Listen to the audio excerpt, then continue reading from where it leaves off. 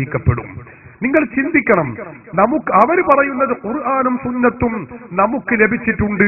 ഇനി ആ ഖുർആനും സുന്നത്തും അനുസരിച്ച് നമ്മൾ എന്ന് പറഞ്ഞാൽ മുജാഹിദ് മൗലവിമാർ, അവർ പറയുന്ന മതം, അവർ പറയുന്ന ആദർശം, അതാണ് ദീൻ, അതാണ് മതമെന്ന് നമ്മുടെ രാജ്യത്തുള്ള ബിദ്അത്തുകാർ പറയുകയാണ്. തെളിയിച്ചു പറഞ്ഞാൽ അഹ്ലു സുന്നത്തി വൽ ജമാഅത്ത് പറയുന്നത് നമുക്ക് പ്രമാണങ്ങൾ, ഖുർആനും സുന്നത്തുമാണല്ലോ നമ്മുടെ പ്രമാണം, ഈ പ്രമാണങ്ങൾ എത്തിച്ചു തന്നിട്ടുള്ള ആളുകൾ അവർ എങ്ങനെയാണോ ഖുർആനും സുന്നത്തും നമുക്ക് എത്തിച്ചു തന്നിട്ടുള്ളത്. ഞാൻ പറഞ്ഞു, നമുക്ക് ഖുർആൻ കിട്ടിയത് എങ്ങനെയാണ്? ഇന്ന് ജീവിച്ച് ഇവിടെയുള്ള ഈ സദസ്സിലുള്ള ഈ ശബ്ദം ശ്രവിക്കുന്ന ആളുകൾ നമുക്ക് ഖുർആൻ കിട്ടിയത് എങ്ങനെയാണ്? നമ്മുടെ മുമ്പുള്ള നമ്മുടെ ഉസ്താദുമാർ, നമ്മുടെ മാതാപിതാക്കൾ, അല്ലേ? ആ ഉസ്താദുമാരിലൂടെയാണ് നമുക്ക് ഖുർആൻ നമ്മളൊക്കെ പഠിക്കുന്നത്, ഫാത്തിഹ പഠിക്കുന്നത്, സൂറത്തുൽ ബഖറ പഠിക്കുന്നത്, എല്ലാം പഠിക്കുന്നത് അങ്ങനെയാണ്. ഹദീസുകൾ നാം പഠിക്കുന്നത് നമ്മുടെ ഉസ്താദുമാരിലൂടെയാണ്, അവരാണ് നമുക്കിത് പകർന്നു നൽകിയിട്ടുള്ളത്. നിങ്ങൾ ചിന്തിച്ചു നോക്ക്, ആ ഖുർആൻ അത് പാരായണം ചെയ്യേണ്ടുന്ന രീതി, ശാസ്ത്രം, അതും പഠിപ്പിച്ചു തന്നിട്ടുള്ളത് നമ്മുടെ ഉസ്താദുമാരാണ്. നിങ്ങൾ ചിന്തിച്ചു നോക്ക്, മുജാഹിദിനോ ജമാഅത്തിനോ ഇത് നിഷേധിക്കാൻ കഴിയോ? എന്തുകൊണ്ട്? സൂറത്തുൽ ബഖറ എടുത്ത് പരിശോധിച്ചു നോക്കുക. ആ സൂറത്തുൽ ബഖറയിലെ 1-ാമത്തെ ആയത്ത് ബിസ്മി കഴിഞ്ഞാൽ പിന്നെയുള്ളത് നമുക്കറിയാം, അലിഫ് ലാം മീം എന്നാണ്. അത് എഴുതിയിട്ടുള്ളത് അറബിയിൽ എങ്ങനെയാണ്? അലിഫ് ലാം മീം, ഇങ്ങനെയാണ്. അലിഫ് ലാം മീം എന്നാണ് പരിശുദ്ധ ഖുർആനിൽ നമുക്ക് കാണാൻ കഴിയുന്നത്.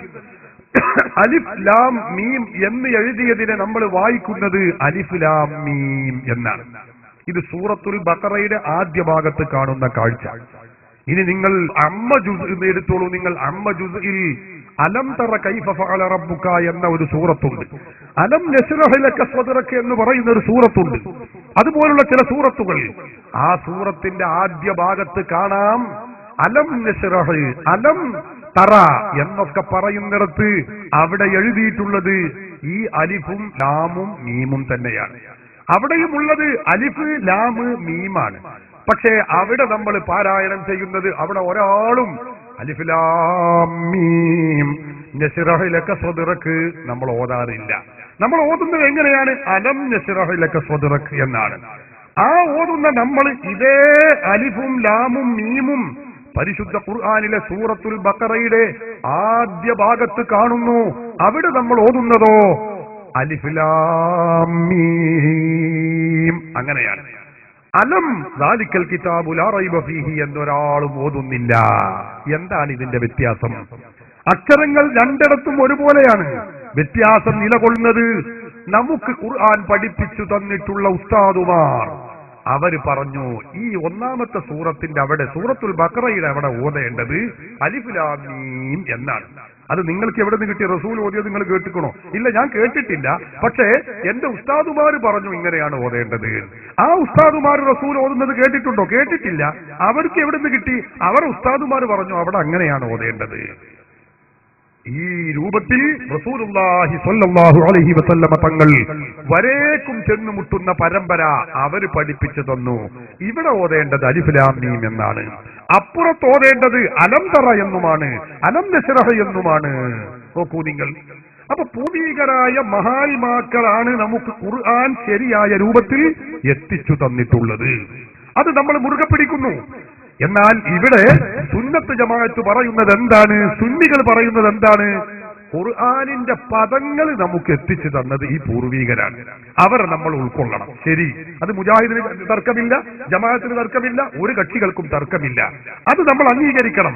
എന്നാൽ അതുപോലെ തന്നെയാണ് ആ ഖുർആൻ നമുക്ക് എത്തിച്ചു തന്നിട്ടുള്ള മഹാത്മാക്കൾ, നമ്മുടെ പൂർവികർ, അവർ ഖുർആനിന്റെ വചനങ്ങൾ എത്തിച്ചു തന്നതുപോലെ അവർ ഖുർആനിക ആശയങ്ങളും ഇസ്ലാം മത ആശയങ്ങളും നമുക്ക് എത്തിച്ചു തന്നിട്ടുണ്ട്. ആ ആശയങ്ങളും കൂടി നമ്മൾ സ്വീകരിക്കണം എന്ന് അഹ്ലുസുന്ന പ്രസ്ഥാനം പറയുന്നു. നിങ്ങൾ ചിന്തിക്കണം. മുജാഹിദ് പറയുന്നു അത് ഞങ്ങൾ ഉൾക്കൊള്ളില്ല. ആ പൂർവികർ എത്തിച്ചു തന്ന ആശയം ഞങ്ങൾക്ക് വേണ്ട, പിന്നെ അവരെത്തിച്ചു തന്ന ഖുർആൻ മാത്രമേ ഞങ്ങൾക്ക് ആവശ്യമുള്ളൂ. നോക്ക് നിങ്ങൾ, ഇവിടെയാണ് വൈരുദ്ധ്യം. സുന്നികൾ പറയുന്നതോ അവരെത്തിച്ചു തന്ന ഖുർആനിന്റെ പദങ്ങൾ നമ്മൾ അപ്പടി അംഗീകരിക്കുന്നു, എന്നാൽ അതുപോലെ തന്നെ ഈ ഖുർആനിന്റെയും ഇസ്ലാമിന്റെയും ആശയങ്ങളും അവർ നമുക്ക് പകർന്നു തന്നിട്ടുണ്ട് പൂർവീകർ. അതപ്പടി ഉൾക്കൊള്ളണമെന്ന് സുന്നികൾ പറയുന്നു. മുജാഹിദ് പറയുന്നു ഖുർആന്റെ പദങ്ങളൊക്കെ അത് ഞങ്ങൾ സ്വീകരിക്കാം, പക്ഷെ ആശയങ്ങൾ അവരെത്തിച്ചെന്നത് ശരിയല്ല.